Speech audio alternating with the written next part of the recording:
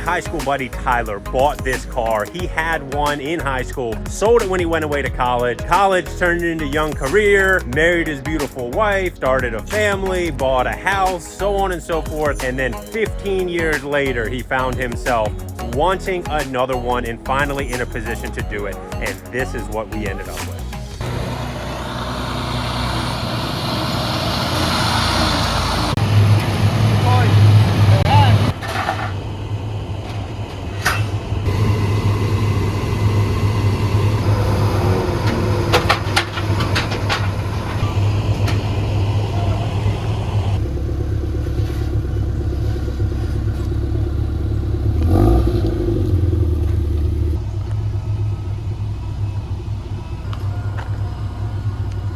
This car looks like it was a absolute steal, and I think really the only reason that it stayed super low in price is because it's not really a bring-a-trailer car. Bring-a-trailer cars are low mileage, extremely good condition, well documented. Those are the cars that fetch big money on bring-a-trailer. How is it?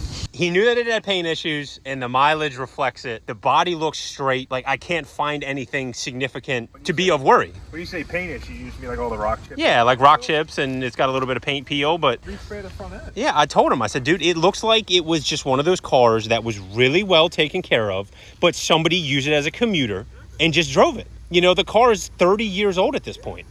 You're right, though. It looks great. Like the yeah. Gap all looks straight. It has a rebuilt motor, but like look under the hood. It is so clean. How many miles are on it? Like 175. Oh, looks pretty good. Seems to run good when they were unloading it. Like no weird smoke, no weird grinds.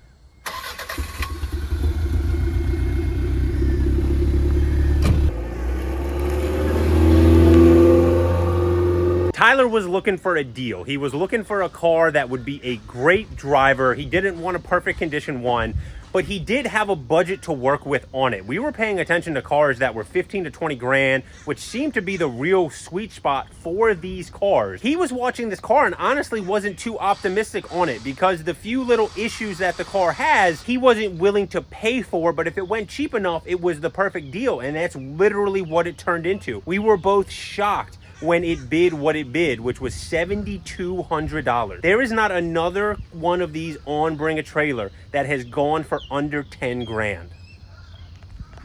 After a busy couple days here, I have finally had a chance to drive this thing. I'm gonna take it to lunch real quick.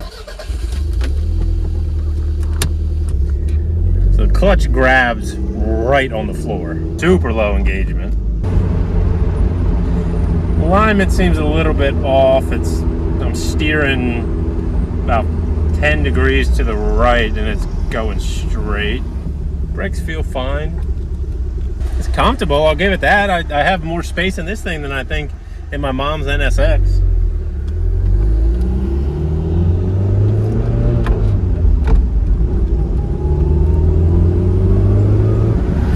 It's got a little bit of vibration. I wouldn't be surprised at all if the tires that are on it are pretty darn old. We'll check the date codes when we get back. I mean, I'm doing 50 miles an hour right now, though, and the car drives pretty darn well. It steers good. I did just get an oil light pop up. We checked the fluid when we first unloaded the car, and I didn't see any issues there. So we'll go ahead, we'll get it back to the shop and double check, though. The speedometer does jump around a little bit. It doesn't, like, sweep, but it bounces. If I'm doing 40, it fluctuates, like, between 38 and 42. Man, this thing does sound great. You get a lot of turbo noise even though it's all stock. So not a bad first test drive. We need to get this thing in on the lift, get underneath of it, make sure that there's nothing worn out suspension wise.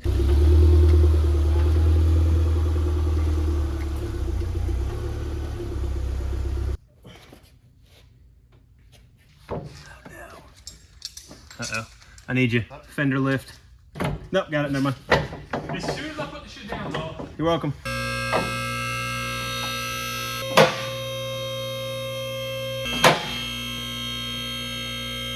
Initial underside inspection.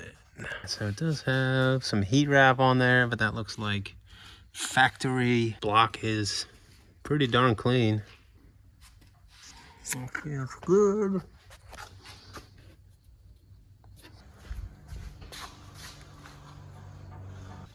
goodness. Yeah, that right there. Wow. Yeah. I noticed when you like hit the bumps coming in, it would almost feel like wishy-washy. That looks like wheel bearing to me.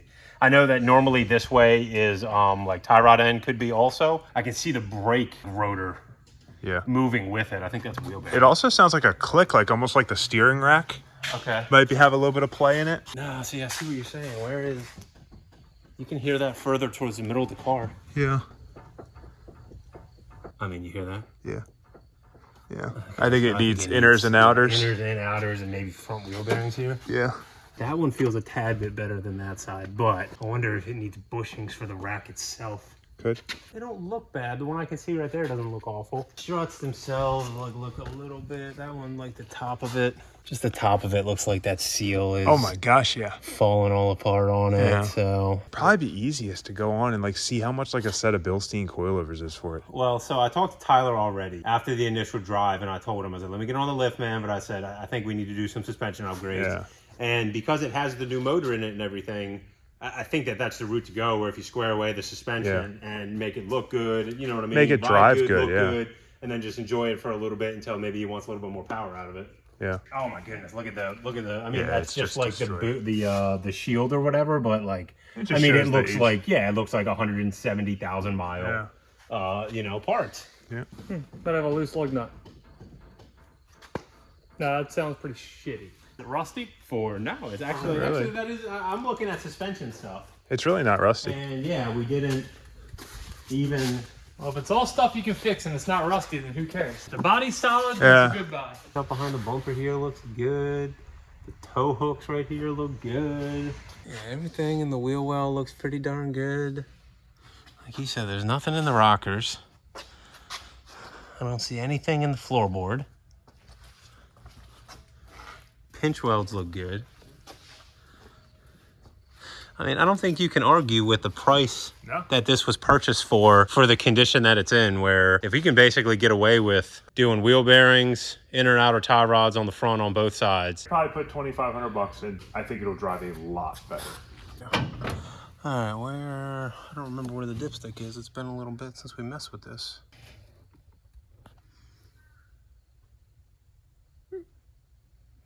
Smidgy low. Okay. But not like off the dipstick low. Or it could just have a bad sensor. That's possible too. I think one thing that we should probably do too is brush and test this thing. Is it like a fully rebuilt motor? Or that's what he said. I think he said it's 10 over, fully rebuilt motor. Okay. Decked head, I think. I'd have to confirm, but... Is the water bottle over there OEM or is that extra? Oh, hey, check that out. I don't think we saw that the first time. That's just a nice touch is what that is. Okay. Which in that case, why not?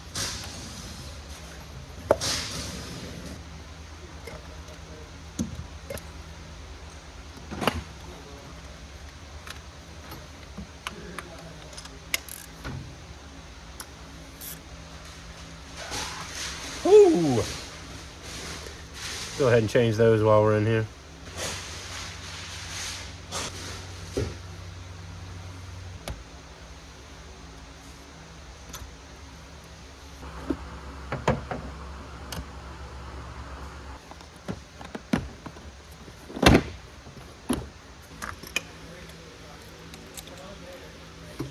I think we should be set up. I got what I believe is the fuel pump fuse pulled over there. It just says EFI based on what everyone says. It looks like that's it.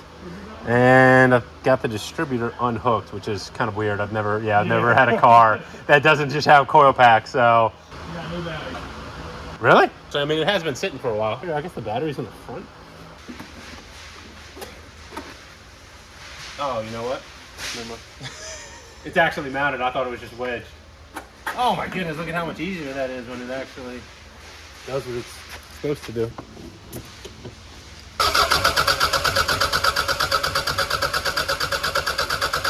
Alright, so that looks about like 165, okay.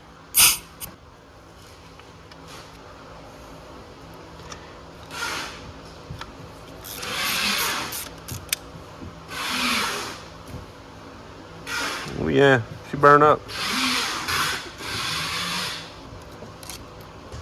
Numero dos.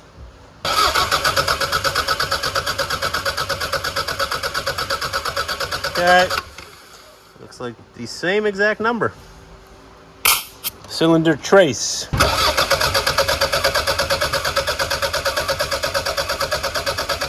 Okay. So that one looks to be a tad bit lower, but by like maybe 5 psi. No big deal there. All right, number 4. All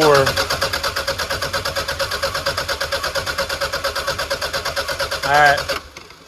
And that one looks to be good as well. So this thing is as advertised from the motor standpoint that it has very, very healthy uniform compression.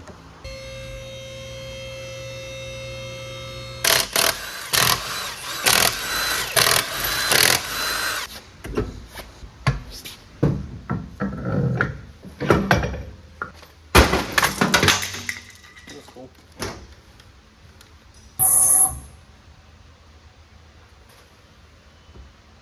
Oh, wow. I don't know how apparent it's going to be in the video. There's a giant bulge right there. Look at that hump right there. It's basically right in the middle. When you spin it, it's really, really apparent.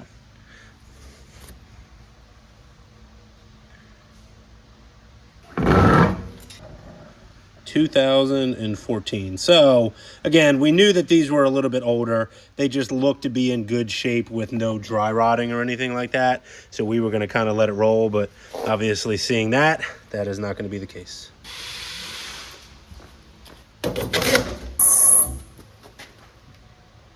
A lot better on this one.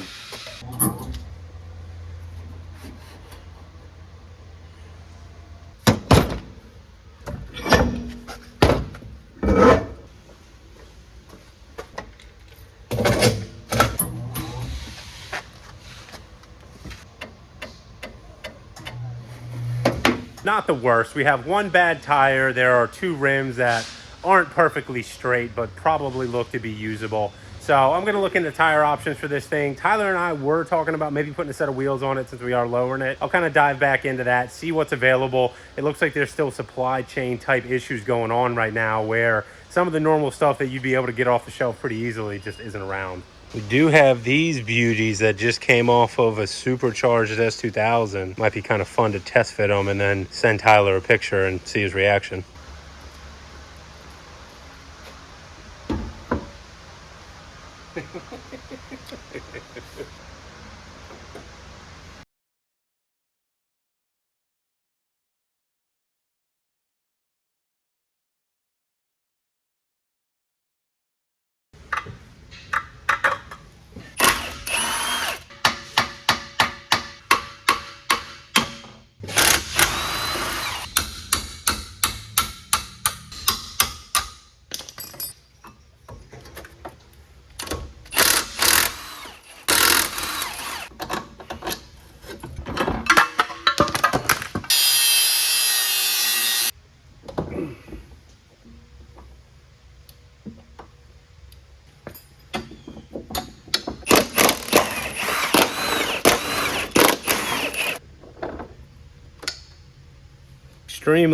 Extremely stupid on Toyota's part. It looks like maybe there's a junction right there, but this is a complete loop, which is why I cut it.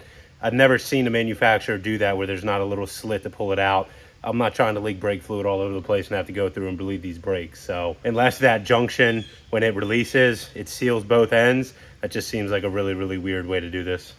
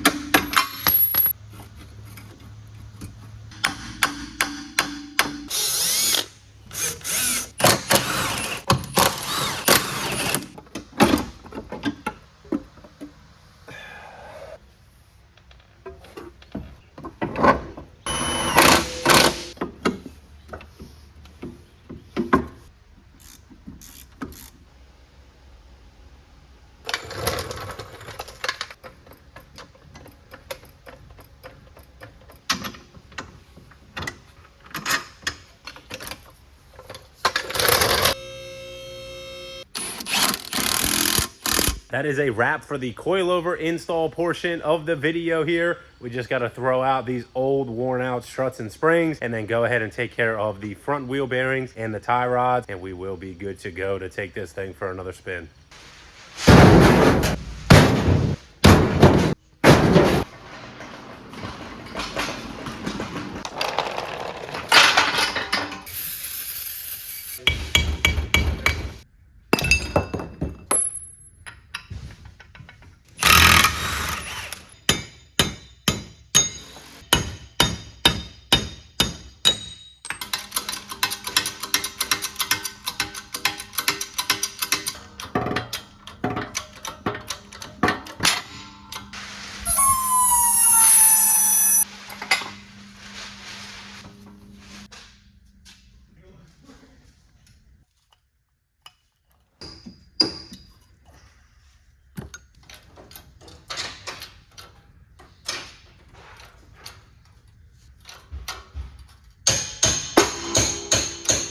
I hate wheel bearings. Yeah, it's actually good. It's actually working pretty easy. Good. And that looks cold. See?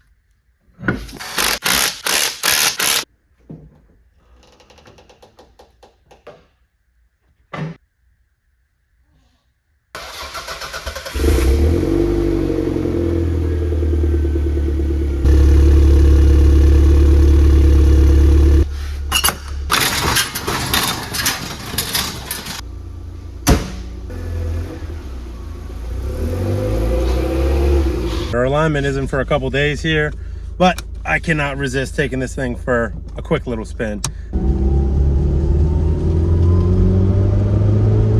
The car feels much better. It's just much more stable. It just feels so much more solid. We are going to get this thing over to Willis, our go-to spot for any local automotive needs, including alignments.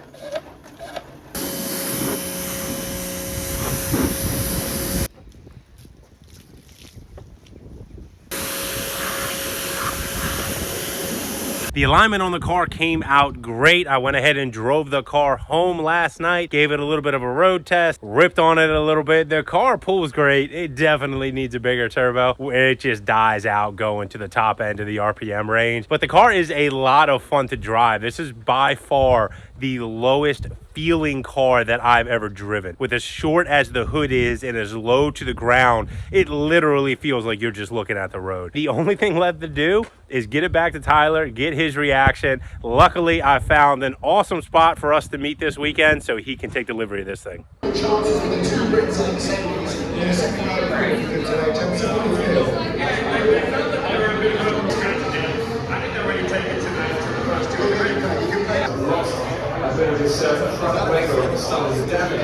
a great day. So,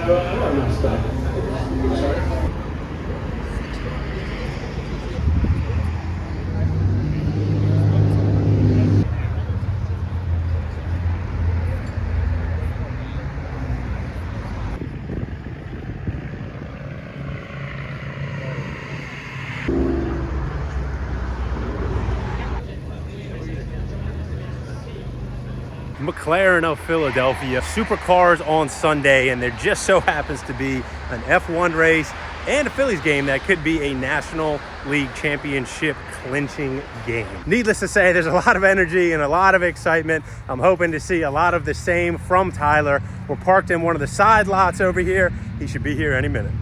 I forgot how low it was to the ground. Dude, it looks so good. Dude, the paint is so nice. Dude, she's clean. Yes, very, very clean. We were texting during the auction, and I was like, I think I'm gonna get it. Yeah. It's so low. It smells just like my other one. I don't know what It's an early 90s sports car smell. RX-7 smell like that too. It's something with like the plastics and the materials that they use, and then you get like the little bit of dirt mixed in. Still got a couple little odds and ends for you to mess with on it with the interior and a little bit of stuff, man. But this thing, for what you paid for it, is so good. It's so good. I was shocked. I seriously was shocked. I had her on a walk in the stroller, and I'm like checking the auction. There's like 15 minutes left. I'm like, all right, throw another bid on.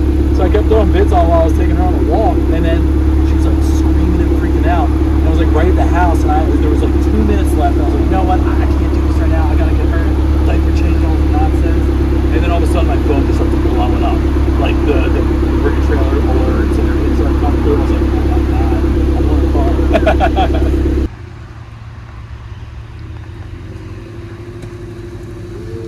car. See you, dude. Bye, buddy.